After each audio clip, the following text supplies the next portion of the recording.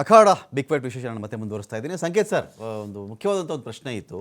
ಈಗ ಇಲ್ಲೆಲ್ಲ ಹೇಳೋದು ಈ ಜಿ ಪಿ ಆರ್ ಅಂಥೇಳಿ ಬಹಳ ಒತ್ತಡ ಬರ್ತಾ ಇತ್ತು ಸರ್, ಇದನ್ನು ಕರೆಸಿ ತನಿಖೆ ಮಾಡಲೇಬೇಕು ಅಂಥೇಳಿ. ಜಿ ಪಿ ಆರ್ಗೆ ಲೀಗಲ್ ಪ್ರಾವಿಷನ್ಸ್ ಇದೆಯಾ, ಅಥವಾ ಒಂದು ಕೆಲಸವನ್ನು ಸುಲಭಗೊಳಿಸುವ ನಿಟ್ಟಿನಲ್ಲಿ ಅಲ್ಲಿ ಕೆಲಸ ಈಸಿ ಆಗಬೇಕು, ಅಲ್ಲಿ ಕೆಳಗಡೆ ಇದೆಯೋ ಇಲ್ವೋ ಅದು ಕನ್ಫರ್ಮ್ ಆಗಬೇಕು ಅಂತ ಬಂದಾಗ ಅದನ್ನು ತಂದರು ಅಂತ. ಇಲ್ಲೇನಾಗ್ತಾ ಇದೆ, ಜಿ ಪಿ ಆರ್ ಮೊದಲಿಗೆ ಈ ಸ್ಥಳದಲ್ಲಿ ಏನೂ ಇಲ್ಲ ಅಂತ ಹೇಳಿದ ಹೊರತಾಗಿಯೂ 2 ಹಿಟಾಚಿಗಳು ಬಂದು ಅಲ್ಲೇ ಆಗಿದ್ದೇವೆ. ಇದೊಂದು ಭಾಗ.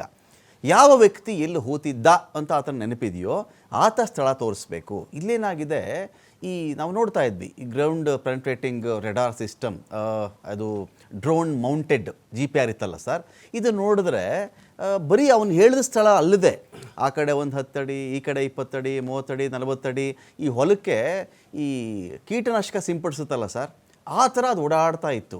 ಇದಕ್ಕೆಲ್ಲ ಕಾನೂನಲ್ಲಿ ಪ್ರೊವಿಷನ್ ಇರುತ್ತಾ, ಓಡಾಡಬಹುದಾ ಆ ಥರ? ಅಥವಾ ಅವನು ಸ್ವಲ್ಪ ಸರಿಯಾಗಿ ನೆನಪಿಲ್ಲ, ಇದೊಂದು ಜಾಗ ಅಂತ ಅವನು ಹೇಳ್ತಾ ಇದ್ದಾನೆ, ಚೆಕ್ ಮಾಡಿದ್ರೆ ಏನಪ್ಪ ತಪ್ಪು, ಈ ಥರ ಕೂಡ ಕಾನೂನಲ್ಲಿ ಕೇಳಬಹುದಾ ಅಂತ? GPR ಅನ್ನೋದು ಏನಿದೆ ಅದು ಈ ತನಿಖೆಗೆ ಸಂಬಂಧಪಟ್ಟಂತ ಅವರ ಕೆಲಸವನ್ನ ಹಗುರು ಮಾಡುವಂತ ಮಷಿನ್ ಮಾತ್ರ.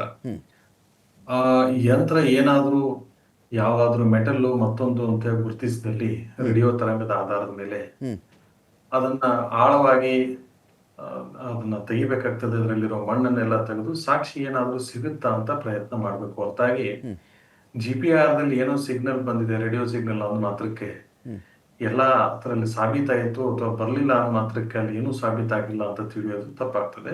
ಅದು ಒಂದು ಬಾಲಿಶವಾದ ಹೇಳಿಕೆ. ಅದು ಇವರ ಕೆಲಸ ಹಗುರು ಮಾಡೋದಕ್ಕಾಗಿ ಏನಾದ್ರೂ ಮೆಟಲ್ ಆಗ್ಲಿ, ಮಿನರಲ್ ಆಗ್ಲಿ, ಮತ್ತೇನಾದ್ರೂ ಸಿಗುತ್ತೆ ಅನ್ನೋದಕ್ಕೆ ಯೂಶುವಲಿ ಉಪಯೋಗ ಮಾಡುವಂತ ಮಷಿನ್ ಅದು.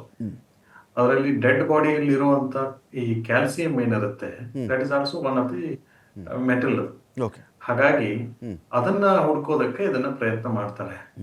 ಬಟ್ ಅದರ ಆಧಾರದ ಮೇಲೆನೆ ಎಲ್ಲ ತೀರ್ಮಾನ ಆಗುತ್ತೆ ಅಂತ ಹೇಳೋದು ಸಂಖ್ಯೆ ಸರ್ ಕನ್ವಿನ್ಸ್ ಆಗಲ್ವಲ್ಲ ಸರ್. ಈಗ ನಾನು ಕೇಳಿಬಿಡ್ತೀನಿ ಸರ್, ಇಂಟರ್ಪ್ಟ್ ಮಾಡ್ತಾ ಇದ್ದೀನಿ. ಈಗ ಜಿ ಪಿ ಆರು ನೋಡಿದೆ, ಅಲ್ಲಿ ನೋಡಿದ್ಮೇಲೆ ಅಲ್ಲೇನು ಇಲ್ಲ ಅಂತ ಅದರಲ್ಲಿ ಬಂದಿದೆ ಸರ್. ಅದು ಬಂದ ಮೇಲೆ ಯೂಶ್ವಲಿ ದೂರದಾರ ಏನು ಹೇಳಬಹುದು, ನನ್ನ ಸಮಾಧಾನಕ್ಕೆ ನೀವು ಆಗಿರಿ, ಅದರಲ್ಲಿ ಇದ್ದೇ ಇದೆ ಅಂತ ಅವ್ನು ಹೇಳಿದಾಗ ಅನ್ನೆಸೆಸರಿ ನಾವು ಜಿ ಪಿ ಆರ್ನ ಬಳಸ್ದಂಗೆ ಆಯ್ತಾ ಅಲ್ಲಿಗೆ?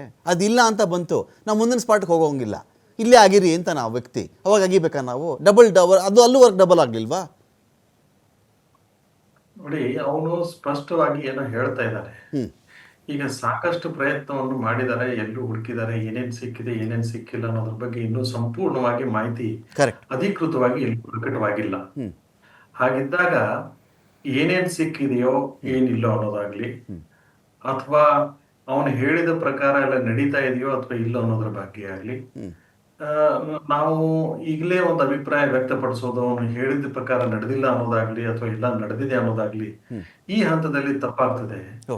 ಅವನು ಹೇಳಿದ್ದೇನು, ಅದರಲ್ಲಿ ಸಿಕ್ಕಿದ್ದೇನು ಅಥವಾ ಸಿಗದೇ ಇದ್ದದ್ದೇನು, ಅವನ ಹೇಳಿಕೆ ಯಾವ ರೀತಿ ಕೊಟ್ಟಿದ್ದಾನೆ ಅದ್ರ ಬಗ್ಗೆನೂ ನಮಗೆ ಮಾಹಿತಿ ಇಲ್ಲ. ಯಾಕಂದ್ರೆ ಅವರು ಅಗಿತಾ ಇರೋದನ್ನ ನೋಡ್ಕೊಂಡು ಅವರು ಹೆಣ ಅಥವಾ ಅದನ್ನ ಅಸ್ಥಿ ಪಂಜರವನ್ನು ಹುಡುಕ್ತಾ ಇದ್ದಾರೆ ಅನ್ನೋ ಮಾತ್ರ ನಮಗೆ ಗೊತ್ತಿರ್ತದೆ. ಅಂದ್ರೆ ಮಾಧ್ಯಮದಲ್ಲಿ ಪ್ರಕಟವಾಗಿರೋ ಪ್ರಕಾರ ಅಧಿಕೃತ ವರದಿ ಅಥವಾ ಅಧಿಕೃತ ವಿಚಾರ ನಮ್ಗೆ ಯಾರಿಗೂ ಪ್ರಕಟವಾಗದೆ ಇರೋದ್ರಿಂದ ಸ್ಪಷ್ಟತೆ ಇರೋದಿಲ್ಲ ಅದಕ್ಕಾಗಿ. ಹಾಗಾಗಿ ಈ ಹಂತದಲ್ಲಿ GPRS ಯಾವ ಕಾರ್ಯಕ್ಕಾಗಿ ಬಳಸ್ತಾ ಇದ್ದಾರೆ, ಅದರಲ್ಲಿ ಏನೇನ್ ಸಿಕ್ಕಿದೆ ಏನೇನ್ ಸಿಕ್ಕಿಲ್ಲ ಅಂತ ಅನ್ನೋದು ಅಧಿಕೃತವಾಗಿ ಮಾಹಿತಿ ಹೊರಗೆ ಬರದೇನೆ ಏನೋ ಹೇಳೋದು ತಪ್ಪಾಗ್ತದೆ. ಅಥವಾ ಅವ್ನು ಹೇಳಿರೋ ಪ್ರಕಾರ ಸಾಬೀತಾಗಿದೆ ಅಂತಲೂ ಹೇಳಕ್ಕಾಗಲ್ಲ, ಸಾಬೀತಾಗಿಲ್ಲ ಅಂತ ಹೇಳಕ್ಕಾಗಲ್ಲ. ಅಂತಿಮ ವರದಿ ಬಂದಾಗ ಗೊತ್ತಾಗುತ್ತೆ. ಓಕೆ ಸರ್, ಇನ್ನೊಂದು ವಿಚಾರ ಆಯಿತು ಸರ್ ಅಂದಿಲ್ಲಿ. ಇನ್ನೊಂದು ಇಂಪಾರ್ಟೆಂಟ್ ವಿಚಾರ ಏನಿತ್ತು ಅಂತ ಹೇಳಿದ್ರೆ, ಕೆಲವರು ಹೇಳ್ತಿರೋದು ಇವನ ಹಿಂದೆ ದೊಡ್ಡ ಗುಂಪಿದೆ, ದಿನ ಹೇಳ್ಕೊಟ್ಟು ಇವನನ್ನು ಮುಂದೆ ಬಿಡ್ತಾ ಇದ್ದಾರೆ, ಬಿಡ್ತಾ ಇದ್ದಾರೆ, ದಿನ ಬಂದು ಒಂದು ಕಥೆ ಹೇಳ್ತಾ ಇದ್ದಾನೆ ಇವನು. ಈ ಕಥೆನ ಎಷ್ಟು ದಿನಗಳ ಕಾಲ ಎಂಟರ್ಟೈನ್ ಮಾಡ್ತಾ ಇದ್ದೀರಿ, ಇದರ ಬದಲಿಗೆ ಪೊಲೀಸರೇ ಅಥವಾ SIT ಅವರೇ ಅವರ ಕಸ್ಟಡಿಯಲ್ಲಿ ಇವನು ಇಟ್ಕೊಳ್ಬೇಕು ಅಂತ. ಬಟ್ ಅವನು ದೂರು ಕೊಡಬೇಕಾದ್ರೆ ಒಂದು ವಿಷಯ ಮೆನ್ಷನ್ ಮಾಡ್ತಾನೆ. ಅವನು 2018ರ ಸಾಕ್ಷಿ ರಕ್ಷಣಾ ಕಾನೂನಿನ ಅನ್ವಯ ನನಗೆ ಮತ್ತು ನನ್ನ ಕುಟುಂಬಕ್ಕೆ ನಂದು ರಕ್ಷಣೆಯನ್ನು ಕೊಟ್ಟ ಭರವಸೆಯನ್ನು ನೀವು ಕೊಡದ ಹೊರತಾಗಿ ನಾನು ಯಾರ್ಯಾರ ಹೆಸರು ಹೇಳಲ್ಲ ಇಲ್ಲಿ ಅಂತ. ಹೀಗಿದ್ದಾಗ ಆತ ಈ ತನಿಖೆ ಮುಗೀತು, ಇವತ್ತೇನೋ ಆಗದಿದ್ದಾರೆ, ಇದು ಮುಗಿದ ಮೇಲೆ ಅವ್ನು ಎಲ್ಲಿ ಬೇಕಾದ್ರೂ ಹೋಗಬಹುದು, ಅವ್ನು ಯಾರು SIT ಕಸ್ಟಡಿ ತೊಗೊಳಕ್ಕಾಗಲ್ಲ. ಇದು ಹೇಗೆ ಸರ್ ಇದು ಅಂತ? ಈ ತನಿಖಾಧಿಕಾರಿಗಳು ತಮ್ಮ ವಿವೇಚನೆಗೆ ಸಂಬಂಧಪಟ್ಟಂಗೆ ಹಾಗೂ ಅದರಲ್ಲಿ ಇರುವಂತ ಮಾಹಿತಿ ಆಧಾರದ ಮೇಲೆ ತನಿಖೆ ಮಾಡೋದು. ಅದರಲ್ಲಿ ಅವ್ರು ಹೇಳಿರೋ ಪ್ರಕಾರ ಅಥವಾ ಹೇಳಿಕೆ ಪ್ರಕಾರ ಏನನ್ನೂ ಸಿಗದೆ ಇದ್ರೆ ಅವ್ರ ತನಿಖೆ ಅಲ್ಲಿಗೆ ನಿಲ್ಲಿಸ್ಬಿಡ್ತಿದ್ರು. ತನಿಖೆ ಇನ್ನೂ ಮುಂದುವರಿತಾ ಇದೆ ಅಂತಂದ್ರೆ ಯಾವುದೋ ನಿಟ್ಟಿನಲ್ಲಿ ಏನೋ ಅವ್ರನ್ನ ಶೋಧ ಮಾಡ್ತಾ ಇದ್ದಾರೆ ಅಂತ ಒಂದು ಅಭಿಪ್ರಾಯ. ಮತ್ತು ಅವರು ಶೋಧ ಮಾಡ್ತಾ ಇರೋದು ಸಿಕ್ಕಿರಬಹುದು ಅಥವಾ ಸಿಗದೇನೂ ಇರಬಹುದು. ಏನಾದ್ರೂ ಒಂದು ಕ್ಲೂ ಇಲ್ಲದೆ ಇದ್ರೆ, ಏನಾದ್ರೂ ಒಂದು ಲೀಡ್ ಸಿಗದೆ ಇದ್ರೆ ಆ ತನಿಖೆ ಮುಂದುವರಿಸೋದಿಲ್ಲ. ಯೂಶುವಲಿ ಆ ದಿಕ್ಕಿನಲ್ಲಿ ಬೇರೆ ದಿಕ್ಕಿನಲ್ಲಿ ಬೇರೆ ಆಯಾಮಗಳಲ್ಲಿ ತನಿಖೆ ಮಾಡ್ತಾರೆ. ಅಷ್ಟೆಲ್ಲ ಮಾಧ್ಯಮದಲ್ಲಿ ಕೆಲವೊಂದ್ ಕಡೆ ಪ್ರಕಟ ಆಗ್ತಾ ಇದೆ, ಅದು ಸಿಕ್ತು ಇದು ಸಿಕ್ತು ಅಂತ ಹೇಳಿ. ಒಂದೊಂದ್ ಕಡೆಗೆ ಹೇಳ್ತಾ ಇದ್ದಾರೆ ಏನೂ ಸಿಕ್ಕಿಲ್ಲ ಅಂತ ಹೇಳಿ. ಬಟ್ ಇವೆಲ್ಲವನ್ನು ಹೊರತಾಗಿ ತನಿಖಾಧಿಕಾರಿ ಇನ್ನೂ ತನಿಖೆ ಮುಂದುವರಿಸಿರೋದ್ರಿಂದ ಅಥವಾ ಇನ್ನೂ ಆಳಕ್ಕೆ ಹೋಗ್ತಾ ಇರೋದ್ರಿಂದ ನಮಗನ್ಸುತ್ತೆ ಮೇಲ್ನೋಟಕ್ಕೆ ಅದರಲ್ಲಿ ಏನೋ ತನಿಖೆಯಲ್ಲಿ ಒಂದು ಲೀಡ್ ನಲ್ಲಿ ಸಿಗ್ತಾ ಇದೆ, ಅಥವಾ ಏನೋ ಮಾಹಿತಿ ಸಿಗ್ತಾ ಇರಬಹುದು, ಅಥವಾ ಯಾವುದೇ ಲೀಡ್ ನಲ್ಲಿ ಹೋಗ್ತಾ ಇರಬಹುದು. That might not have been disclosed to the common man or to the public at large, but there is something.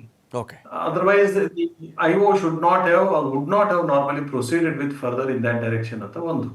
ಮತ್ತೆ ಇನ್ನೊಂದು, ಇವೆಲ್ಲ ಸಮಸ್ಯೆಗಳ ಕಾರಣ ಏನು ಅಂದ್ರೆ, ಒಂದು ಪೊಲೀಸ್ ಸ್ಟೇಷನ್ ನಲ್ಲಿ ಸರಿಯಾದ ಮಾಹಿತಿ, ಅನ್ಐಡೆಂಟಿಫೈಡ್ ಡೆಡ್ ಬಾಡೀಸ್ ಸಂಬಂಧಪಟ್ಟಂಗಾಗ್ಲಿ ಅಥವಾ disposal of the dead bodies ಸಂಬಂಧಪಟ್ಟಂಗಾಗ್ಲಿ ಯಾವುದೇ ಮಾಹಿತಿ ಇಲ್ಲದೆ ಇರೋದಕ್ಕಾಗಿ ಒಂದು. ಎರಡನೇದ್ದು, ಆ ಗ್ರಾಮ ಪಂಚಾಯತಿಗೆ ಸಂಬಂಧಪಟ್ಟಂಗೆ ಕಾನೂನುಬದ್ಧವಾಗಿ ಅವ್ರದ್ದು ಹಕ್ಕಿದೆ ಮತ್ತು ಅವ್ರ ಕರ್ತವ್ಯನೂ ಇದೆ. ಆ ಕರ್ತವ್ಯ ಅಂದ್ರೆ ಯಾವುದೇ ಅನ್ಐಡೆಂಟಿಫೈಡ್ ಬಾಡಿ ಸಿಕ್ಕಾಗ ಅದು ಕಾನೂನು ಪ್ರಕ್ರಿಯೆಯನ್ನು ಪಾಲಿಸಬೇಕಾಗ್ತದೆ. ಆ ಪ್ರಕಾರ ಎಲ್ಲಿ ಹೂತ್ಬೇಕು ಅನ್ನೋದಕ್ಕೆ ಒಂದು ನಿರ್ದಿಷ್ಟವಾದ ಜಾಗ ಇರ್ತದೆ, ಅದಕ್ಕೆ ಪ್ರೊಸೀಜರ್ ಇರ್ತದೆ. ಅದನ್ನ ಅವರು ಮಾಡದೇ ಇದ್ದಿರೋದಕ್ಕೆ. ಮೂರನೇದ್ದು, ಫಾರೆಸ್ಟ್ ಲ್ಯಾಂಡ್ ನಲ್ಲಿ ಮಾಡಿದ್ದಾರೆ ಅಂತ ಏನ್ ಹೇಳ್ತಾ ಇದಾರೆ, ಅದು ಘೋರ ಅಪರಾಧನೂ ಕೂಡ. ಅದಕ್ಕೆ ಅವಕಾಶ ಏನಾದ್ರೂ ಕಲ್ಪಿಸಿಕೊಟ್ಟಲ್ಲಿ ಅಥವಾ ಪಂಚಾಯತಿಯವರು, ಅದು ಕೂಡ ಒಂದು ದೊಡ್ಡ, ಅವ್ರ ಮೇಲೂ ಕೂಡ ಲಯಬಿಲಿಟಿ ಫಿಕ್ಸ್ ಆಗ್ಬೇಕಾಗತ್ತೆ. ಈ ಗವರ್ಮೆಂಟ್ ಲ್ಯಾಂಡ್ ನಲ್ಲಿ, ಡೆಸಿಗ್ನೇಟೆಡ್ ಲ್ಯಾಂಡ್ ನಲ್ಲಿ ಹೊರತುಪಡಿಸಿ ಬೇರೆ ಜಾಗಗಳಲ್ಲಿ ಹೂತೋದಕ್ಕೆ ಅವಕಾಶ ಕೊಟ್ರೆ ಯಾರೇ ಆಗ್ಲಿ, ಪೊಲೀಸ್ ಆಗ್ಲಿ ಅಥವಾ ಪಂಚಾಯತಿಯವರಾಗ್ಲಿ ಅಥವಾ ಮತ್ತಾರಾಗ್ಲಿ, ಅದಕ್ಕೆ ಅವಕಾಶ ಕೊಟ್ಟಿದ್ರೆ ಅವರು ಕೂಡ ಕಾನೂನು ಪ್ರಕ್ರಿಯೆ ಪ್ರಕಾರ ಅವರು ಅಪರಾಧಿಗಳಾಗ್ತಾರೆ, ಅಪರಾಧಿ ಸ್ಥಾನದಲ್ಲಿ ನಿಂತ್ಕೊಂತಾರೆ.